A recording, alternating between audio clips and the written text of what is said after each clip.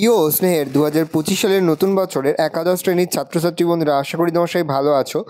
আজ আমরা যে বিষয়টি নিয়ে আলোচনা করব একাদশ শ্রেণীর সেকেন্ড সেমিস্টারের ইতিহাসের কোশ্চেন পেপার নিয়ে। দেখো সরাসরি স্ক্রিনে তোমরা একাদশ শ্রেণীর সেকেন্ড সেমিস্টারের ইতিহাসের কোশ্চেন পেপার দেখতে পাচ্ছ। ফুল মার্কস তোমাদের রয়েছে 40 আর সময় তোমাদের রয়েছে 2 ঘন্টা। দেখো প্রথমে রয়েছে বিভাগ ক, একের দাগের যে কোনো 4টি প্রশ্ন দিতে, প্রশ্নের মান রয়েছে 3 করে, 3 গুণ 4 সমান সমান 12। অর্থশাস্ত্রের মূল বিষয়বস্তু কী ছিল? ইক্তা ব্যবস্থা বলতে কী বোঝো? ভক্তিবাদের মূল আদর্শগুলি কী ছিল? প্রযুক্তি বিপ্লব সম্পর্কে লেখো। জ্যোতিষ থেকে জ্যোতির্বিদ্যার উদ্ভব কীভাবে ঘটে? পরে তোমাদের রয়েছে বিভাগ খ, যে কোনো 4টি প্রশ্ন দিতে, প্রশ্নের মান রয়েছে 5 করে, 5 গুণ 4 সমান সমান 20। বর্ণির ফতাহ-ই জাহানদারিতে রাজনীতি সম্পর্কে কী ধারণা ছিল?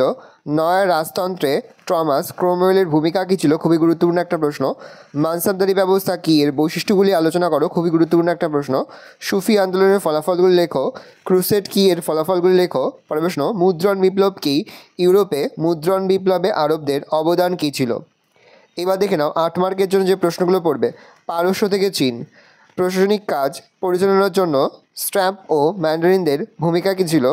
ধর্মশাসন আন্দোলনে মার্টিন লুথারের অবদান আলোচনা করো বা অবদান লেখো। ভৌগোলিক আবিষ্কারের পটভূমি লেখো, এর গুরুত্ব আলোচনা করো। এই রোজ টোটাল তোমাদের সেকেন্ড সেমিস্টারের একাদশ শ্রেণীর ইতিহাসের কোশ্চেন পেপার। এবার তোমরা আরও কয়েকটি গুরুত্বপূর্ণ প্রশ্ন দেখে নাও।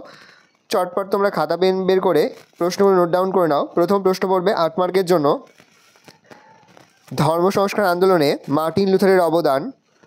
আর পড়বে দিল্লির সুলতানি রাষ্ট্র ব্যবস্থার প্রকৃতি সম্পর্কে সংক্ষেপে বর্ণনা করো। কৌটিল্যের অর্থশাস্ত্রের সপ্তাঙ্গ তত্ত্ব ব্যাখ্যা করো, খুবই গুরুত্বপূর্ণ একটা প্রশ্ন। কৌটিল্যের অর্থশাস্ত্রের সপ্তাঙ্গ তত্ত্ব। আর পড়বে কৌটিল্যের অর্থশাস্ত্রের সঙ্গে ম্যাকিয়াভেলির রচনার তুলনামূলক আলোচনা করো।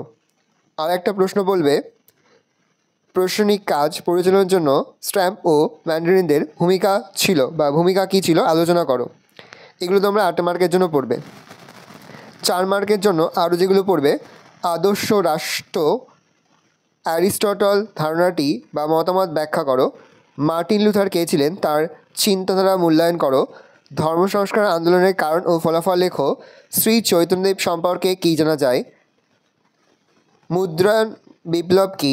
ইউরোপে মুদ্রণ বিপ্লবের আরবদের অবদান লেখো। কোপার্নিকাস সম্পর্কে টিকা লেখো। ম্যান্ডারিন কী? ম্যান্ডারিন শাসনের ত্রুটিগুলি আলোচনা করো। ক্রুসেড কী? এর ফলাফল লেখো। রেনেসাঁস বা নবজাগরণ বলতে কী বোঝো? এই প্রশ্নগুলো কিন্তু খুব ভালো করে পড়বে। এবার দেখে নাও 3 মার্কের জন্য আরও যে প্রশ্নগুলো তোমরা পড়বে। কৌটিল্যের অর্থশাস্ত্র অনুযায়ী রাজার রাজকীয় কর্তব্য বা গুণাবলী সম্পর্কে আলোচনা করো। টমাস ক্রোমওয়েলের পরিচয় দাও। ইক্তা ব্যবস্থা বলতে কী বোঝো? ভক্তিবাদ কাকে বলে? ভক্তিবাদের মূল উদ্দেশ্য। ইক্তা ব্যবস্থা বলতে কী বোঝো? জ্যোতিষ থেকে জ্যোতির্বিদ্যার উদ্ভব কীভাবে ঘটেছে?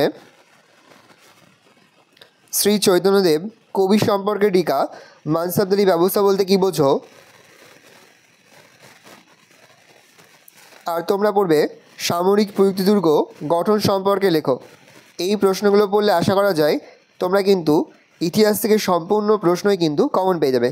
আশা করি ভিডিওটা ভালো লেগেছে। ভিডিও ভালো লাগলে ভিডিওকে লাইক করে দিতে ভুলবেন না। আমার চ্যানেল নতুন হওয়া লাল কালার সাবস্ক্রাইব প্রেস করে পাশে বেল আইকন প্রেস করো, যখন নতুন কোনো ভিডিও আপলোড করি সবার ফার্স্ট নোটিফিকেশন তোমরা পেয়ে যাও। আর এই ভিডিওটি তোমার বন্ধুবান্ধবী আত্মীয়স্বজন সবার মধ্যে কিন্তু অনেক শেয়ার করে এর বছর একাদশ শ্রেণীতে পড়ছে। আশা করা যায় প্রতি বছর নেই এই বছরও তোমরা আমাদের সাজেশন অংশ থেকেই সমস্ত প্রশ্ন কিন্তু কমন পেয়ে যাবে।